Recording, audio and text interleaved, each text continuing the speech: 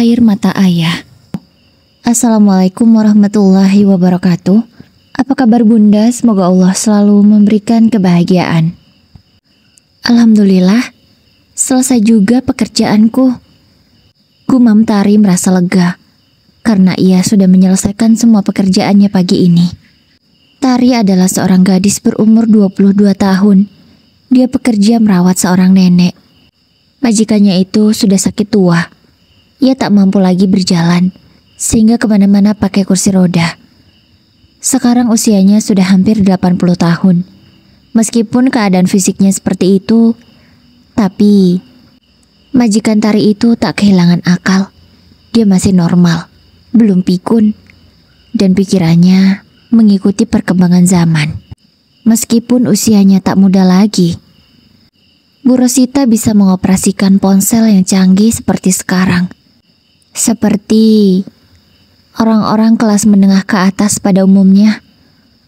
Smartphone yang Bu Rosita punya dari merek terkenal yang biasa disebut Apple. Bahkan ponselnya pun keluaran terbaru. Tak heran sih, namanya juga orang kaya.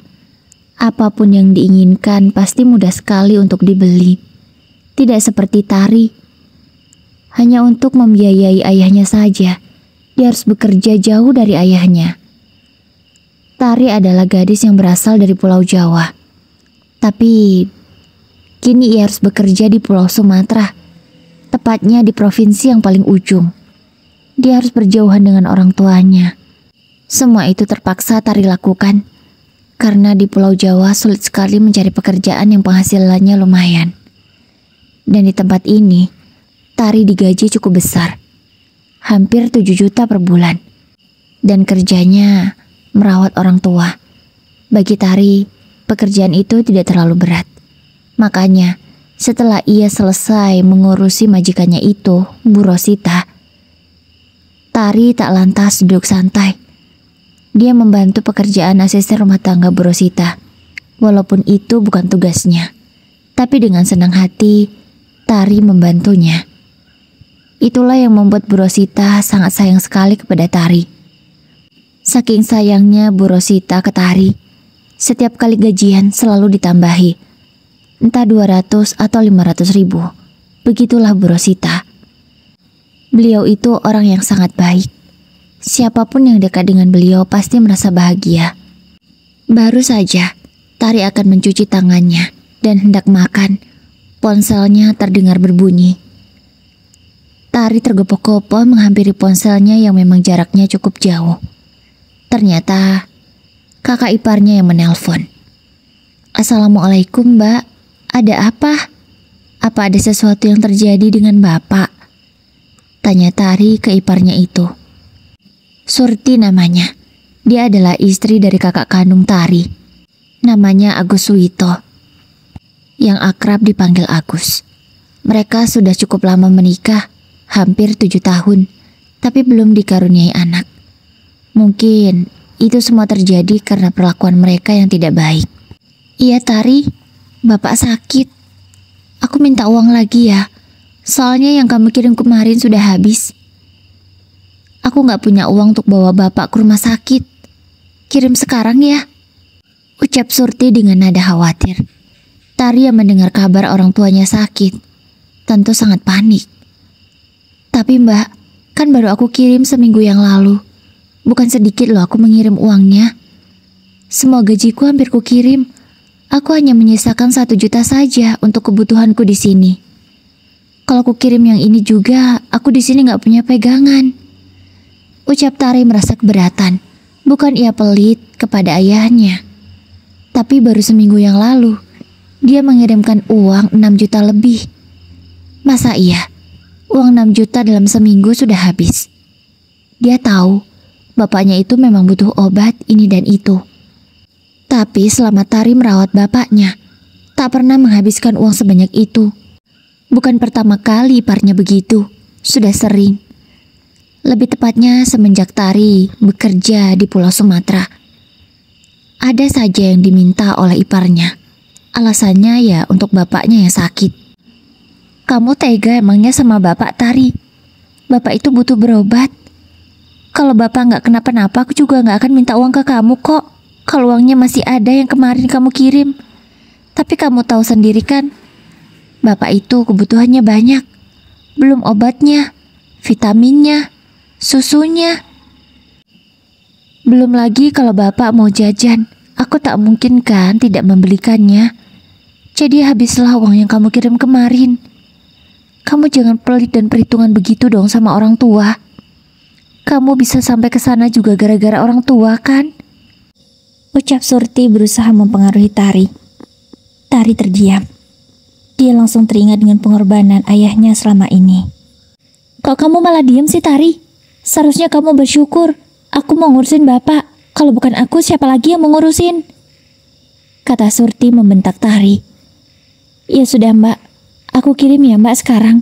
Sebentar, aku izin ke majikanku dulu. Ucap Tari pada akhirnya. Nah, gitu dong. Kalau kamu dimintain uang tuh harusnya cepet ngasihnya. Jangan banyak mikir. Ini tuh untuk Bapak. Ucap Surti lagi. Iya, Mbak. Maaf ya. Kalau gitu, aku mau ngomong sama Bapak sebentar, Mbak. Izin Tari. Itu, Bapak udah tidur. Lagi istirahat maksudnya. Mendingan, kamu kirim dulu deh uangnya. Nanti kalau Bapak sudah bangun, aku telepon lagi. Kata Surti dengan gugup. Namun, Tari tetap percaya dengan ucapan iparnya itu. Tanpa curiga, ia langsung mematikan sambungan telepon dan izin ke majikannya. Oma, saya mau izin keluar sebentar ke ATM ya. Ucap Tari meminta izin ke Bu Rosita. Mau ngapain, Tari? Tanya Bu Rosita kebingungan. Karena baru seminggu lalu ia izin ke ATM untuk mentransfer uang ke orang tuanya. Tapi hari ini dia malah izin lagi. Saya mau transfer uang ke kampung, jawab Tari. Loh, bukannya kemarin kamu belum lama ini kirim uang ya? Itu kan banyak. Masa udah minta lagi keluargamu yang di kampung? Tanya Bu Rosita merasa heran. Maaf Oma, yang saya kirim kemarin sudah habis dan sekarang Bapak lagi sakit. Kakak ipar saya tadi nelpon mau bawa Bapak ke rumah sakit, tapi nggak ada uang. Ini saya mau kirim sisa uang yang ada, jawab Tari.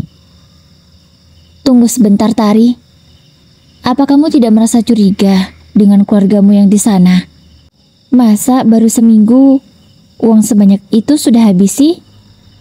Mending kamu sekali-kali deh pulang kampung tanpa memberitahu keluarga kamu. Mungkin di sana kamu bisa lihat sebenarnya selama ini uang yang kamu kirim untuk apa? Benarkah untuk merawat bapakmu atau malah dimanfaatkan oleh keluargamu yang lain? Kata Bu Rosita ragu, karena ia tak percaya. Uang 6 juta lebih habis dalam seminggu, kalau hanya untuk mengurusi satu orang saja. Kecuali bapaknya Tari butuh operasi ini dan itu dan setiap hari ke rumah sakit. Bisa jadi uang segitu akan habis dengan cepat. Tapi ini kan tidak. Obat pun hanya 1 jutaan saja. Habisnya juga dalam sebulan. Kalau cuma untuk beli pampers, susu, dan lain-lain, dirasa sih nggak akan secepat itu habisnya. Tari yang mendengar penuturan majikannya jadi berpikir, apa Mas Agus dan Mbak Surti membohongiku ya? Batin Tari. Namun, ia segera menepis pikiran itu, lalu tetap kekeh dengan pendiriannya.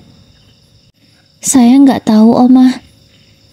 Tapi mungkin benar kata kakak saya, kalau Bapak lagi sakit. Saya boleh izin? Kata Tari tak enak dengan situasi ini. Ya sudah, pergilah, tapi jangan lama-lama ya, ucap Oma dengan tegas. Baik, Oma.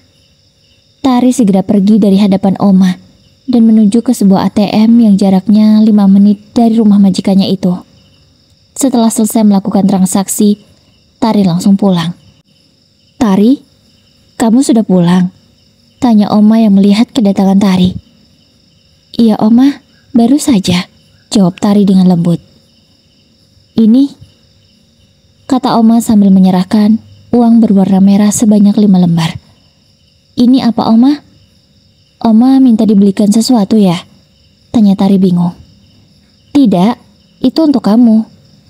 Saya tahu, pasti uang pegangan kamu sudah habis. Pakailah uang itu, karena kamu pasti butuh. Soalnya gajian kan masih lama, kata Oma. Tapi Oma, saya nggak enak menerimanya. Jawab Tari tak enak.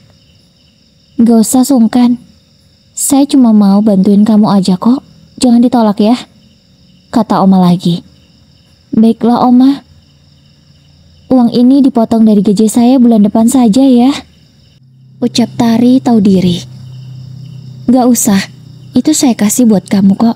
Anggap saja itu bonus. Saya tidak akan memotong gaji kamu, jawab Oma. Tapi Oma, kata Tari masih tak enak. Tidak usah kamu pikirkan. Yang penting kamu kerja dengan baik. Sudah cukup bagi saya, lanjut Oma. Akhirnya Tari menerima uang itu. Dia lega karena sampai gajian nanti dia punya pegangan uang. Tak hanya sekali Tari mengucapkan terima kasih, tapi sampai berkali-kali. Tidak usah berlebihan Tari. Saya ini kan yang mempekerjakan kamu di sini. Saya bertanggung jawab atas kamu.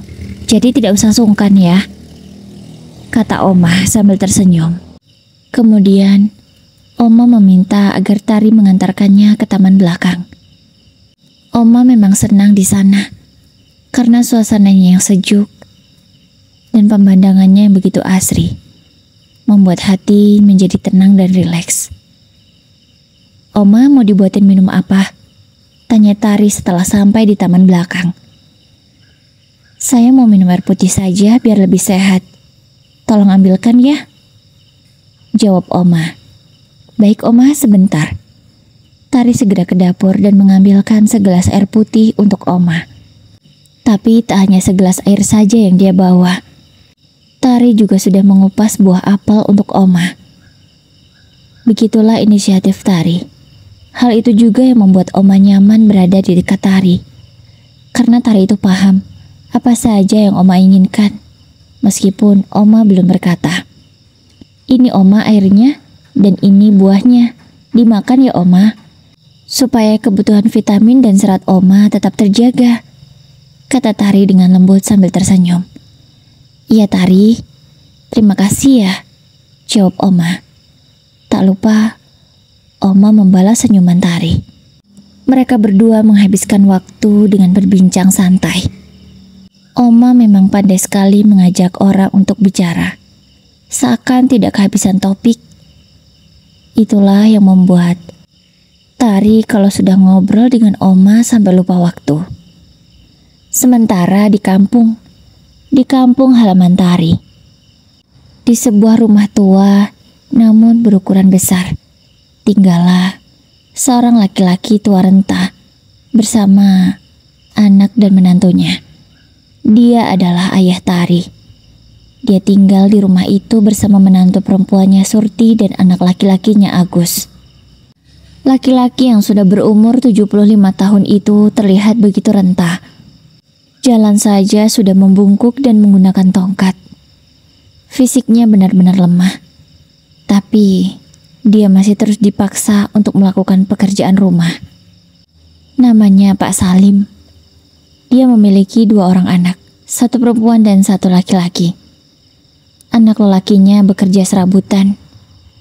Kalau tidak menjadi kuli bangunan, ia kerja di sawah orang-orang. Itulah pekerjaan Agus. Penghasilannya tentu tidak pasti setiap bulannya. Kalau dapat kerja ya baru dapat uang. Kalau nggak ada kerjaan ya nggak ada uang. Namanya juga serabutan.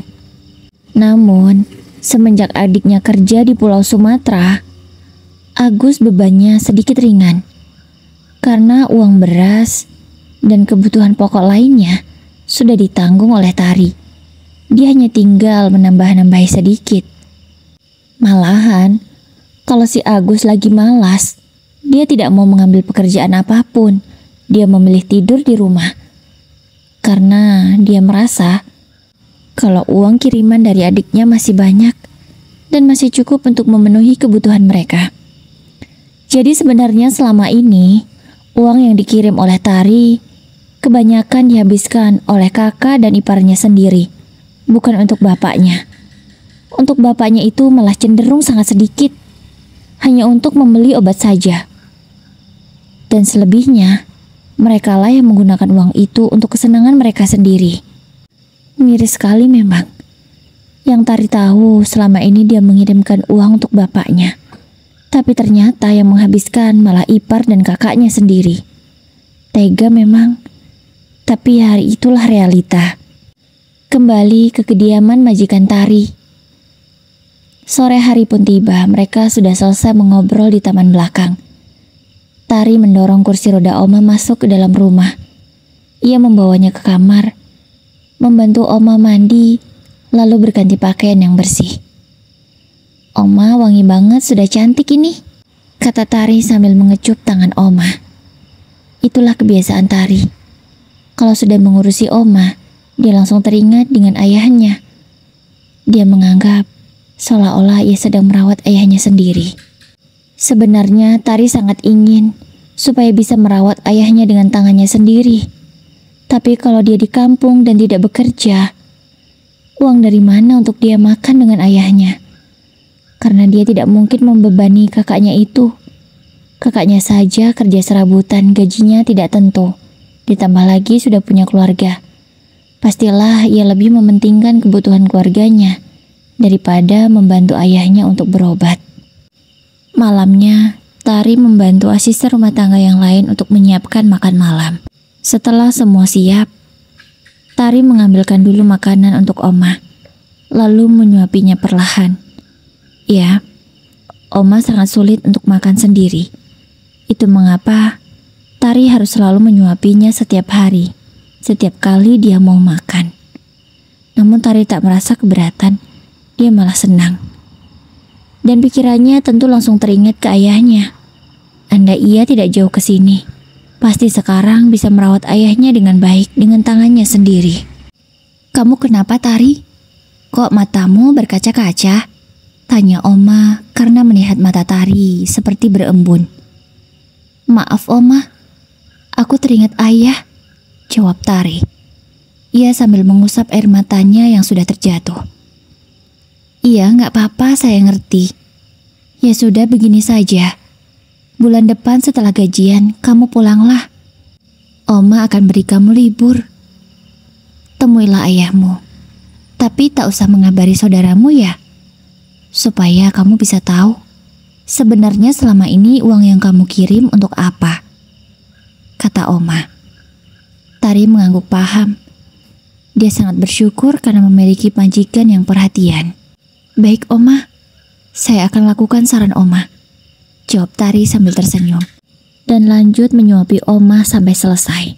Sementara itu, di kediaman Tari di kampung, iparnya merasa bahagia karena sudah mendapatkan kabar dari Tari kalau uang yang ia minta sudah ditransfer. "Mas," kata Surti memanggil suaminya yang baru pulang kerja. "Ada apa, Dek?" tanya Agus. "Ayo Mas, kita ke ATM," jawab Surti dengan semangat. "Mau ngapain?" tanya Agus bingung. "Ya ngambil uang lah." "Emang mau ngapain lagi?" jawab Surti sambil berkacak pinggang. "Loh, uang dari mana? Bukannya baru seminggu lalu Tari kirim uang dan sudah kami ambil semua kan?" tanya Agus masih bingung. "Ya itu kan sudah habis Mas, untuk kebutuhan kita sama kebutuhan Bapak. Sekarang aku minta lagi sama Tari tadi, dan dia kirim. Ini mau aku ambil," ucap Tari sambil berjalan ke dalam rumah. Agus pun mengekor di belakangnya. "Loh, kok Tari mau kirim? Kamu ngomongnya gimana emangnya tadi?" tanya Agus penasaran. "Iya, aku tadi bilang kalau Bapak sakit butuh uang. Langsung deh dikirim sama Tari," jawab Surti santai. "Kamu ini ya, bisa nggak? Jangan pakai alasan Bapak sakit. Aku sebagai anaknya nggak tega kalau sampai itu terjadi beneran," kata Agus keberatan. "Terus, aku harus bilang apa lagi kalau bukan sakit? Mana mau Tari kirim uang kalau kita bilang uang yang kemarin sudah habis karena aku pakai untuk bayar hutang," Mana mau adikmu itu ngirim uang? Kamu jangan bodoh deh, Mas. Ucap Surti membodoh-bodohi suaminya. Ya jangan itu juga lah. Kalau sampai Tari tahu uang yang dia kirim untuk bayar hutang, bisa marah besar dia ke aku, kata Agus. Iya, ternyata uang 6 juta itu habis bukan untuk kebutuhan saja, melainkan untuk membayar hutang mereka berdua. Bukan hutang untuk hal penting, karena Surti itu gayanya so elit padahal ekonomi sulit. Dia suka kredit barang ini dan itu, sehingga hutangnya menumpuk di mana-mana. Uang dari Tarilah yang ia gunakan untuk membayar hutang-hutangnya. Itu pun belum lunas semua. Hal semacam itulah yang membuat Agus sebenarnya sangat geram dengan istrinya itu. Tapi Agus itu tipe suami yang takut istri. Istrinya bilang apa, Agus selalu nurut. Jadi mau sekesal apapun Agus, dia tak pernah marah kepada istrinya. Dia tetap nurut saja dengan apa yang Surti lakukan. Udahlah Mas, kamu itu gak usah bawel. Nurut aja kenapa sih? Kata Surti membentak. Agus pun diam, tak berani berkata-kata lagi. Sudah sana cepat mandi, habis itu kita berangkat. Lagi-lagi Surti membentak suaminya. Agus pun seperti kerbau yang dicucuk hidung, manut saja. Laki-laki yang sudah berumur hampir 30 itu langsung berjalan ke kamar mandi dengan cepat, lalu berganti pakaian yang rapi. Sementara Surti sudah rapi sejak tadi, karena memang dia habis mandi. Wanita bertubuh gempal itu seperti tidak tahu malu. Dia mau keluar rumah tapi menggunakan pakaian yang seperti kurang bahan. Surti memakai celana pendek yang sama sekali tidak pantas ia gunakan. Celananya itu terlihat kesempitan di badannya. Belum lagi bajunya. Dia memakai kaos yang sangat ketat sehingga menjiplak seluruh lipatan yang ada di tubuhnya. Sumpah, sama sekali tidak menarik jika dipandang mata. Namun Agus sebagai suaminya tak pernah berani mengingatkan atau menegur istrinya itu. Karena satu alasannya, Agus itu takut istri. Parah sih memang. Sebagai kepala rumah tangga harusnya Agus itu tegas kalau istrinya melakukan kesalahan. Tapi Agus malah tidak berani bertindak. Dia itu laki-laki yang sangat pengecut. Setelah keduanya selesai bersiap, mereka pun akan segera berangkat. Tanpa mereka sadari, ada sepasang mata yang mengawasi mereka berdua sejak tadi, tanpa berani berkata atau bertanya sedikit pun. Dia adalah ayah Tari, ayah Agus juga. Wajah Pak Salim yang sudah keriput tak bisa menutupi kesedihannya karena melihat tingkah laku menantu dan anaknya yang tidak sesuai dengan harapannya. Ya Allah Gus, kok kamu jadi begini sih? Batin Pak Salim nelangsa. Laki-laki tua itu memang benar-benar sangat kasihan sekali. Dia sudah ditinggal lama oleh istrinya saat usia Tari masih belasan tahun. Dan dia masih tetap setia sampai sekarang. Tidak mau menikah lagi karena ingin bertemu dengan istrinya di surga nanti. Pak Salim padahal selalu berharap jika kedua anaknya bisa merawat dengan baik. Tapi kenyataannya tidak sesuai dengan ekspektasi. Saat ia masih dirawat oleh Tari, dia benar-benar bahagia. Bahkan bisa dikatakan jarang sakit. Hanya fisiknya saja yang melemah karena dimakan usia. Tapi dengan Agus, semuanya tersiksa, baik fisik maupun batin. Seperti sekarang ini, dia sedang duduk di depan TV sambil melipat pakaian. Pakaian yang sangat banyak, ia melipatnya seorang diri. Menantunya itu si Surti tidak mau membantu sama sekali. Dengan tangannya yang sudah gemetaran, ia melipat satu persatu pakaiannya dan juga pakaian menantu juga anaknya. Si Surti itu benar-benar tidak punya hati. Dia tega dengan mertuanya sendiri. Benar-benar real menantu durhaka. Pak Salim pun hanya bisa menikmati masa tuanya dengan menjadi babu dari menantu dan anaknya sendiri. Setiap kali merasa sedih, Pak Salim selalu meneteskan air matanya. Air mata itu mengalir bebas di pipinya yang sudah keriput. Dia mengusap air matanya dengan pilu. Tak ada satupun yang bisa menenangkannya atau menghiburnya. Putri kesayangannya sudah jauh di pulau yang lain. Ya Allah, kuatkan aku, ucap Pak Salim lirih. Dengan sekuat tenaga melalui tangan keriputnya, Pak Salim melipat satu persatu pakaian itu sampai selesai. Hingga lipatan yang menggunung itu selesai, anak dan menantunya belum juga kembali. Ternyata mereka baru pulang setelah Isya. "Gus, kamu bawa lauk gak untuk Bapak?" tanya Pak Salim dengan suaranya yang gemetar. "Orang baru pulang kok ditanyain lauk sih, Pak?" bentak Surti. Sementara Agus hanya diam. Dia tidak menjawab pertanyaan bapaknya itu. "Maaf Surti, Bapak kan belum makan dari tadi sore. Ini lapar banget dan gak ada apa-apa. Cuman ada nasi putih," jawab Pak Salim dengan suara yang gemetar dan pelan. "Gak ada, Pak. Kalau mau makan ya makan nasi aja. Gak ada lauk ya pakai garam," ucap Surti lagi dengan nada tinggi. Pak Salim hanya bisa mengurut dadanya. Dia beristighfar berkali-kali dalam hatinya. Sabar ya Allah, sabar, batin Pak Salim. Ia pun tak mau lagi berdebat dengan menantu dan anaknya. Dengan langkahnya yang pelan, ia menuju ke dapur. Tak lupa, tongkat kayu pemberian tetangganya itu menjadi teman setia. Ya Allah, jadi malam ini aku cuma makan nasi putih pakai garam. Maaf ya Allah, bukan hamba ingin mengeluh. Tapi Pak Salim tak sanggup melanjutkan kalimatnya. Ia langsung menangis. Air matanya jatuh sampai ke meja makan. Tubuh rentanya semakin gemetaran karena sedari tadi menahan lapar dan berharap setelah anak dan menantunya pulang dibawakan lauk untuknya. Tapi harapannya tinggal harapan. Dengan tangannya yang gemetar, Pak Salim menyuapkan sedikit demi sedikit nasi ke dalam mulutnya. Tak lupa sudah dicocolkan garam sebelumnya. Sementara Agus dan Surti sudah berbaring di kasur mereka. Keduanya kompak mengelus perutnya yang buncit karena sudah kekenyangan habis makan bakso, habis 2 porsi masing-masing. "Enak banget ya Mas tadi baksonya," kata Surti ke suaminya. "Iya, enak banget," jawab Agus. Sama sekali, mereka berdua tidak mengingat Pak Salim. Pak Salim masih terus saja menyuapi nasi ke dalam mulutnya yang berlauk garam itu. Air matanya belum juga berhenti mengalir. Di dalam hatinya perih lirih memanggil putrinya.